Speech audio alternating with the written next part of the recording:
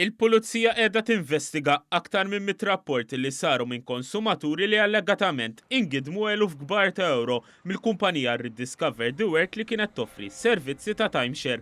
One Use jinsab infurmat li issa hija l-skwadra speċjalizzata ta' reati ekonomiċi li qiegħda tinvestiga dawn il-100 rapport u iżjed li għadhom qed jidħlu f'att ta' access mod partikolari dik tal-Mosta.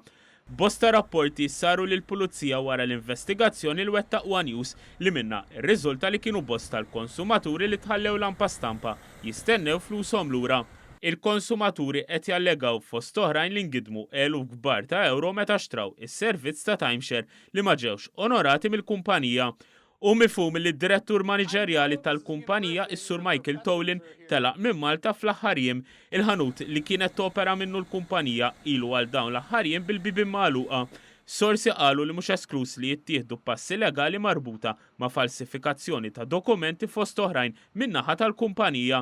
Mistħarriġ li għamel One Use il-kumpanija ġiet irreġistrata mal-Awtorità Maltija s-Servizzi Finanzjarji l-MFSA f'Mejju tas-sena 2003.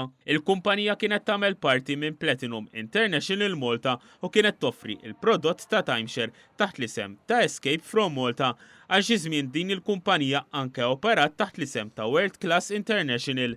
Minkejja fl-aħħar snin ftit li xejn smajna dwar irregolaritajiet fl-operat tal-kumpanija sa sena wara mir-reġistrazzjoni tagħha f'pajjiżna kienu diġà bdew ifettxu allegati abbużi.